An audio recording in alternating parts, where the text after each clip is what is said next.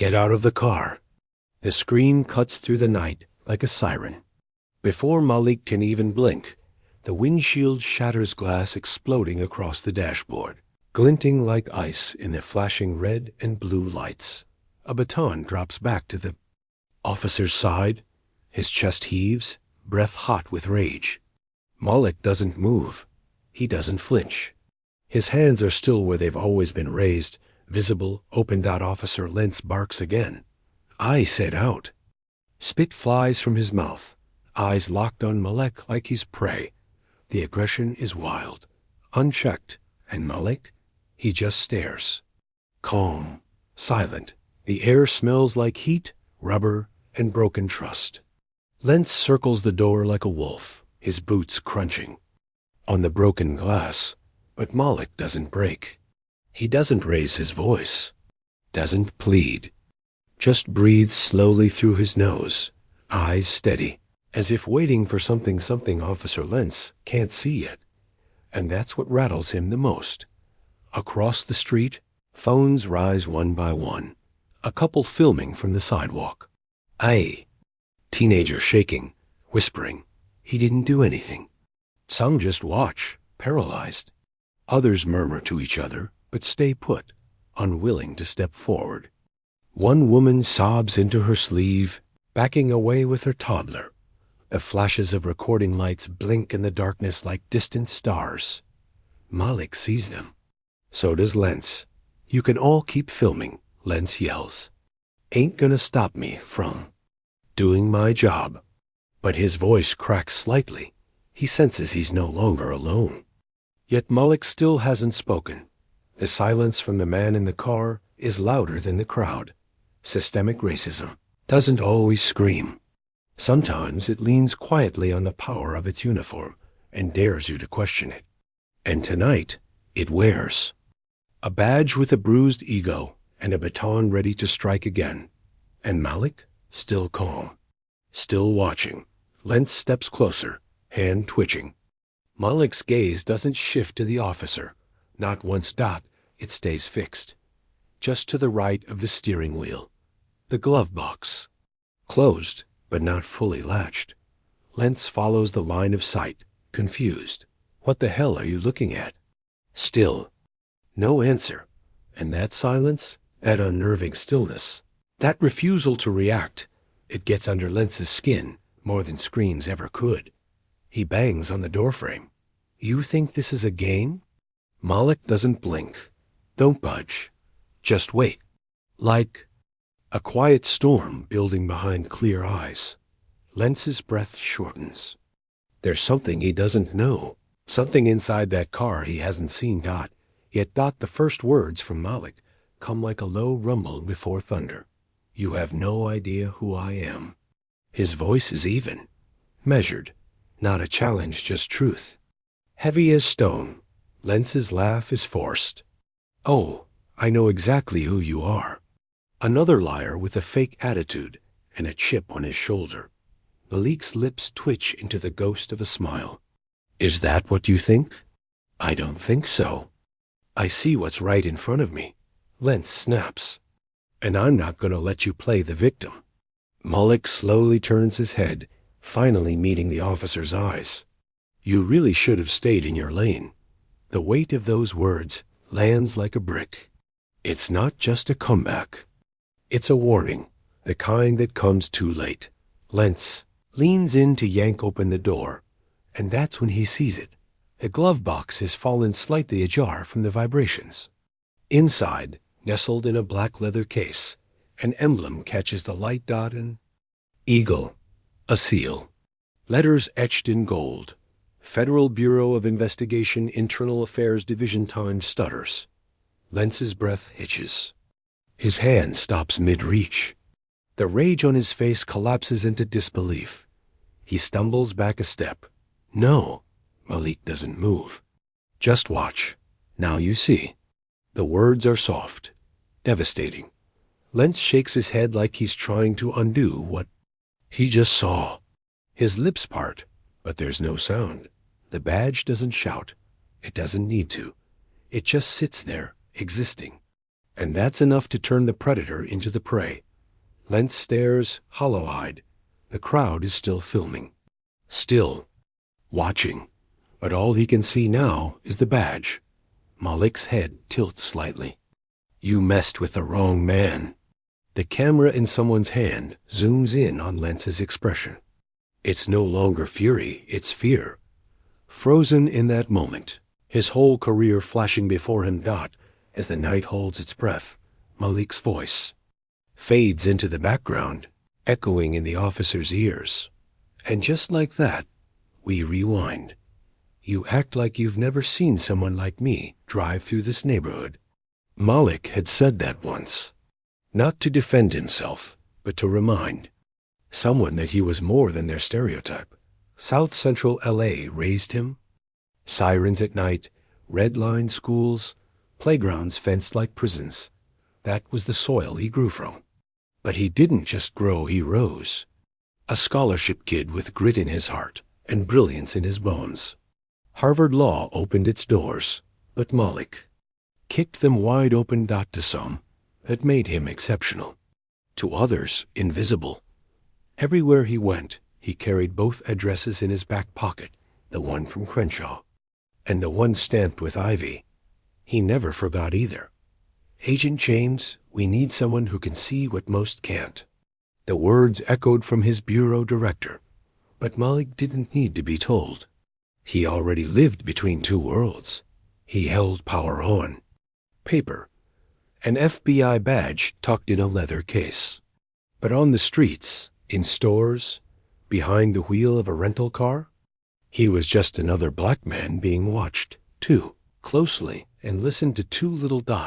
The irony wasn't lost on him.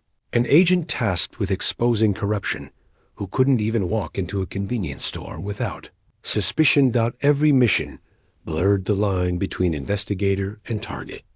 Each case reminded him, no matter the title, the skin he wore always came first in their eyes. Sometimes the worst part wasn't what he saw.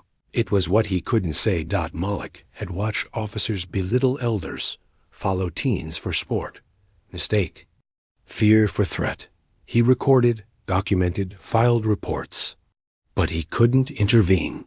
That wasn't the role. He kept his voice buried behind protocol, but it cost him. Each microaggression added weight. Every insult he let slide dug deeper.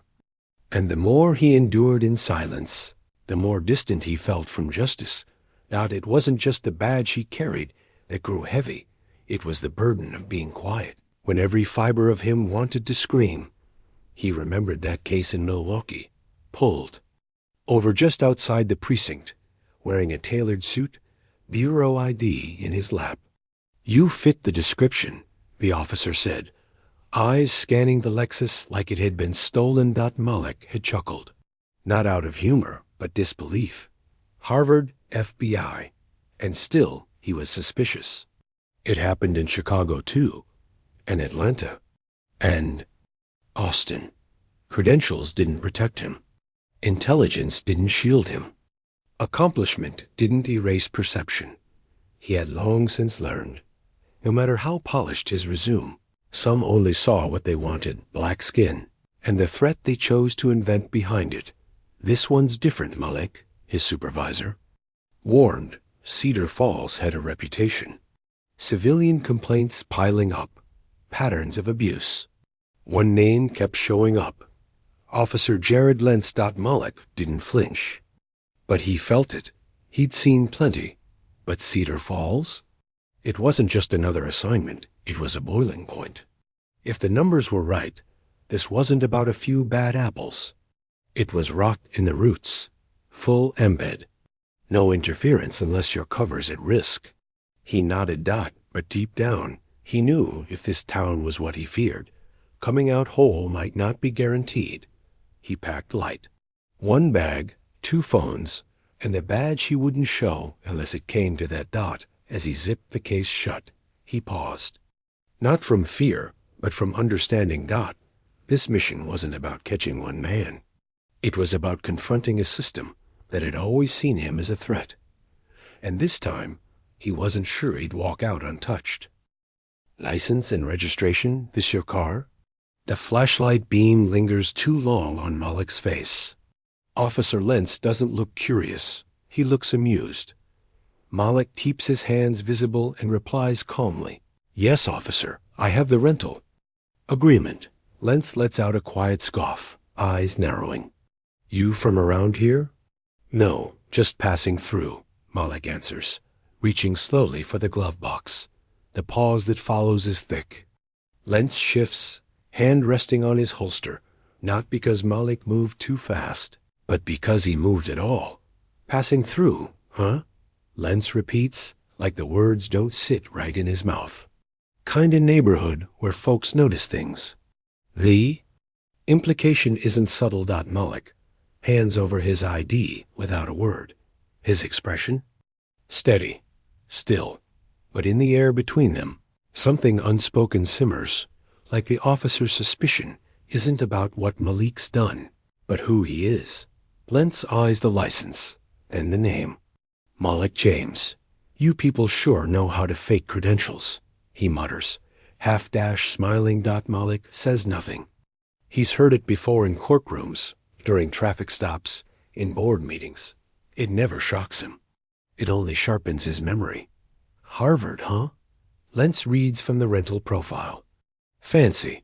What's a guy like you doing out here, anyway?" Malik responds with a polite nod. "Work-related." Lentz clicks his tongue. "Figures. Flashy suit. Nice ride. Sounds like a story."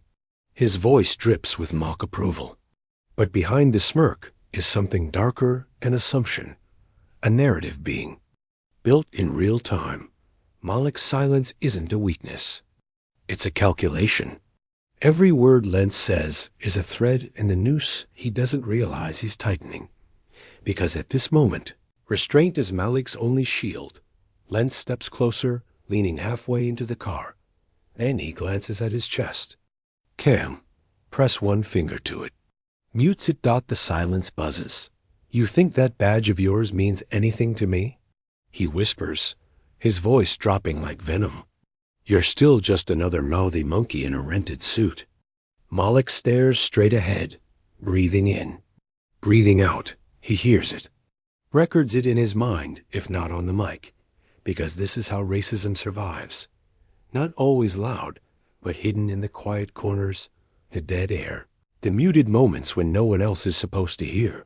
Lentz steps back, satisfied. But what he thinks he buried has already been planted, and Malik never forgets.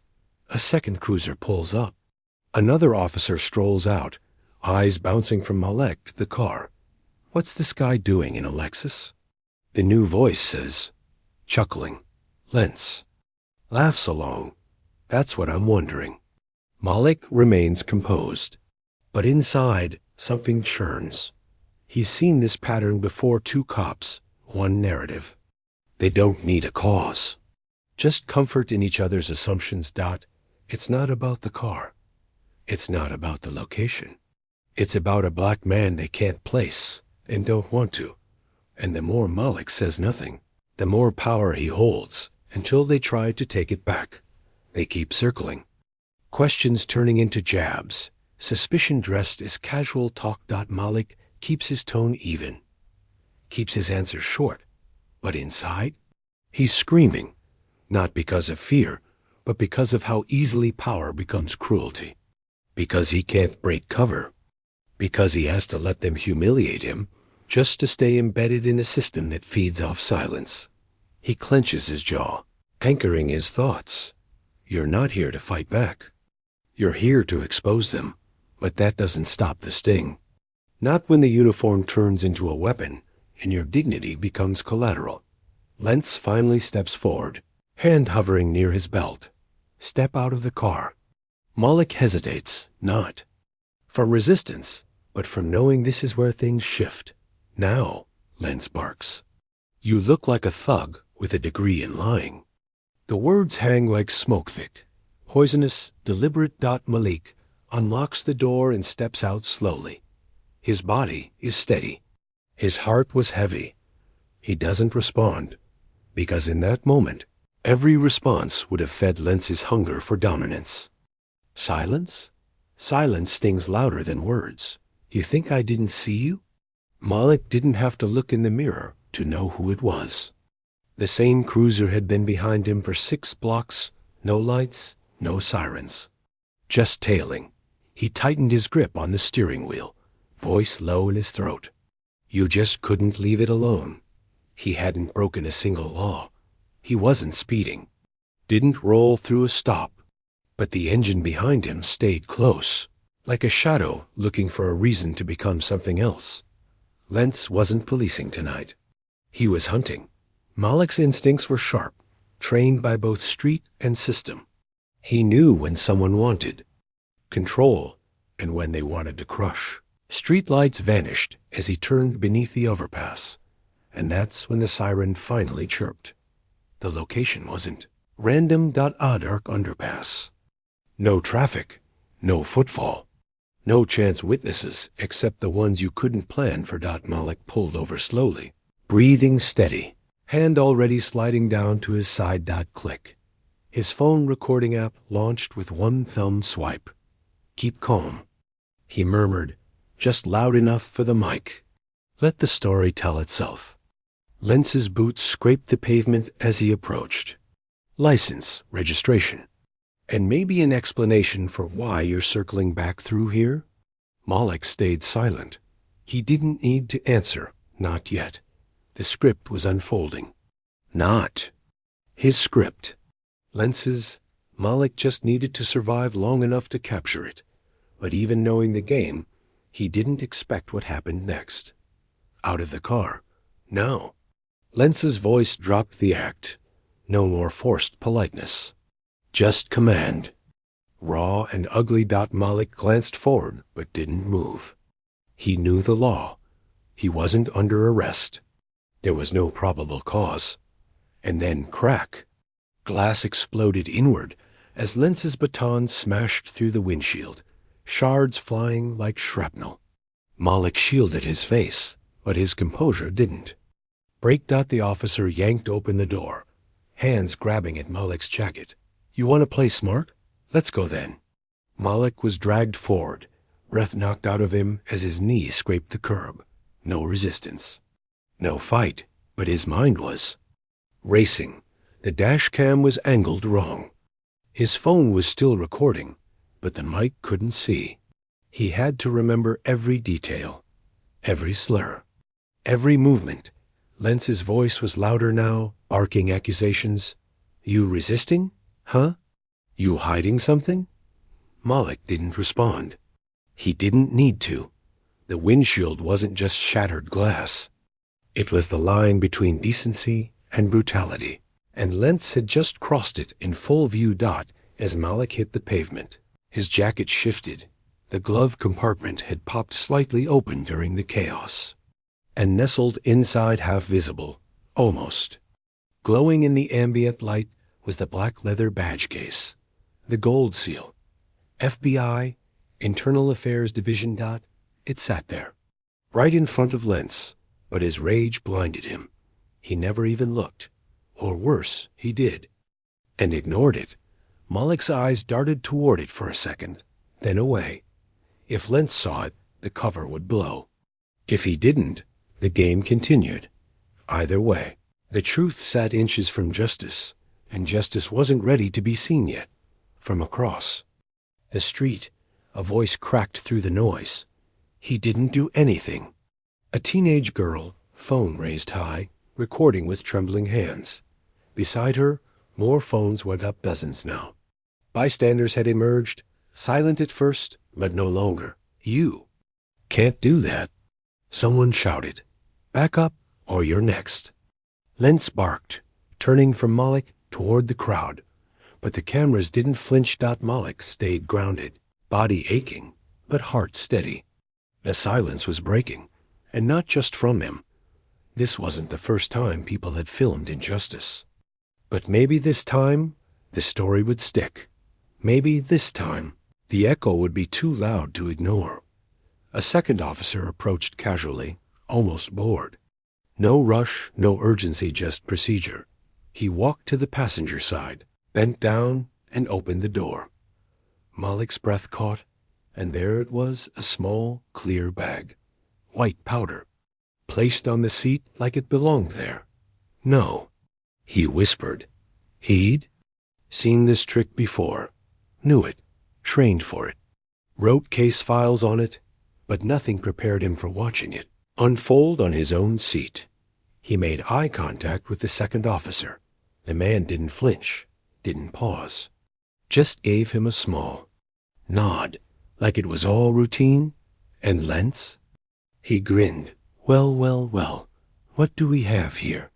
Malik's stomach turned, not with fear but fury. This wasn't sloppy.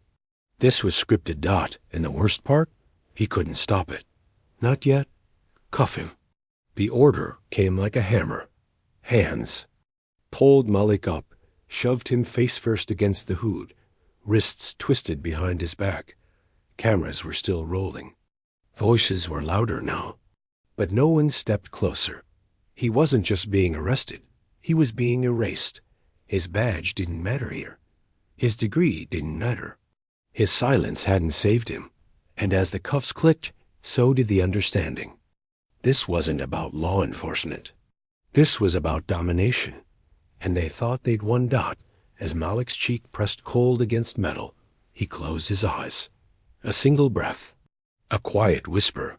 It's time, not a surrender. A signal. He wasn't the victim they thought they broke. He was the storm they just unleashed. You get one call, the officer said, tossing Malik a landline like it was a joke. Malik picked it up without hesitation, dialing from memory. The room was quiet, save for the static hum of cheap lights and thicker silence. Who are you calling? Lentz sneered from the doorway. Your lawyer or your mama? Malik didn't look up. Director Pearson, he said into the receiver. It's James, Cedar Falls Protocol. I've made contact. The line went silent. Then, confirmed. Sit tight. Malik hung up. Lentz laughed. That's your move? Dropping fake agency buzzwords like it's a movie? Nobody's coming. Malik leaned back in the chair, cuffs tight around his wrists. You're right, he said softly. Nobody's coming. They're already on the way. And Lentz finally blinked. The first sign wasn't noise. It was absence. Suddenly, the radio chatter stopped. Dispatch went quiet. Officers glanced at one another. Then came the lights. No sirens. Just two matte black SUVs gliding into the lot. Like they owned it, because for now they did. Doors opened. Suits stepped out. No yelling. No panic. Just presence. Controlled and UNBOTHERED. Inside the precinct, phones rang unanswered. The chief stumbled out of his office. Officers whispered Malik's name, like it had changed meaning. In the holding room. Malik lifted his head. Lentz barged in, face flushed. What the hell did you do? Just follow protocol, Malik replied. Yours was never the only badge. In play, Lentz moved to say something, but the click of dress shoes in the hallway stopped him. Then came the voice. Federal agents. We have warrants. The air shifted. Small-town arrogance evaporated in the face of real authority. Malik finally let himself exhale. They didn't knock. The agents walked in with files, body cam seizure orders, and copies of complaints Lentz thought had disappeared. Malik sat in silence as the lead agent read out the charges. Obstruction of justice, false arrest, civil rights violations, evidence tampering. Lentz froze. His jaw tightened. You've got nothing. We've got footage, the agent interrupted. We've got witnesses. And we've got a badge number that's been flagged in 4 separate internal reviews. The station turned into a spotlight. The same walls that once protected Lentz now felt like glass. One officer stepped away quietly, as if hoping guilt didn't stick through proximity. Malik stood as they uncuffed him. I didn't even resist, he said softly, eyes fixed on Lentz. And still. Look where we are. Lentz didn't respond. He didn't have to, because the cuffs were now being locked around his own wrists. The videos hit the internet before the news even aired. Malik, calm and cuffed. Windshield shattered. Officers planting drugs. Screams of bystanders. And then the reversal. A clip of Lentz being arrested, badge removed from his chest, was replayed by every major outlet. Hashtags ignited. Hashtag justice for Malik. Hashtag end police abuse. Hashtag Cedar Falls exposed. TikTok edits, Instagram reels, Twitter threads, each one painting this story with angles the precinct couldn't erase. Influencers, journalists, and activists rallied in real time. The narrative wasn't just about Malik. It was about a system that tried to silence truth and failed. And through it all, Malik didn't say much. He didn't need to. The evidence spoke loud enough. "I want to see him," Malik said. The agents hesitated, but allowed it. Lentz sat in, holding no smugness, no swagger. Just a man finally stripped of his shield. Malik pulled the chair across from him and sat. "I'm not here to celebrate," he began. "I'm here because you need to understand something." Lentz stared at the floor. "You didn't just attack me. You attacked every person who ever feared traffic stops. Every parent who tells their kid to keep both hands up. Every kid who watches the news and wonders if their skin makes them guilty." He paused, watching the weight settle. "You used power like a weapon. And now, for once, you're powerless." Lentz didn't speak. Couldn't? That silence? Malik had lived in it for years. Now it was Lentz's turn. Malik stood to leave, but turned back. "One more thing." Lentz lifted his eyes, hollow and unsure. "You looked through me like I was nothing," Malik said. "But now the world sees you." The line wasn't loud. It didn't need to be, because it didn't just end the conversation. It rewrote the entire narrative. And for the first time, Malik walked out not just free, but seen. Effective immediately. Officer Jared Lentz is suspended without pay pending investigation. The news anchor's voice barely masks the weight of the headline. Malik hears it, but doesn't react. It's not a surprise, it's confirmation. A week later, federal charges are filed. Obstruction. Fabrication of evidence. Civil rights violations. Not just a press release. It's accountability. And for the first time, the justice system isn't just making noise, it's moving. Across the country, people watch. They remember the video, the glass, the silence, the power shift. Malik doesn't celebrate. But somewhere deep inside, something finally exhales. Malik's recordings are reviewed. Not just that night, but others. A pattern emerges. More officers. More complaints. Same tactics. Same silences. Internal Affairs opens a wide probe. At least 3 more suspensions follow. Investigations stretch into months. Malik didn't plan to expose a department, just a man. But the truth doesn't stop where you point it. It spreads. It reveals. And now, Cedar Falls isn't just facing one bad headline, it's facing itself. The police chief calls a press conference. Stiff jaw, heavy eyes. There were failures. And I was part of them. He resigns on camera. No spin, no deflection. Just a long overdue admission. For some, it's too little. For others, it's the first crack in the wall. But either way, it's history being rewritten. Malik's story gives others courage. One by one, past victims come forward. Quiet men, grieving mothers, teenagers with scars they never reported. Now they file lawsuits. Not just for themselves, but for the ones who stayed silent too long. What once felt like isolated pain now looks like momentum. Because when one voice breaks through, others follow.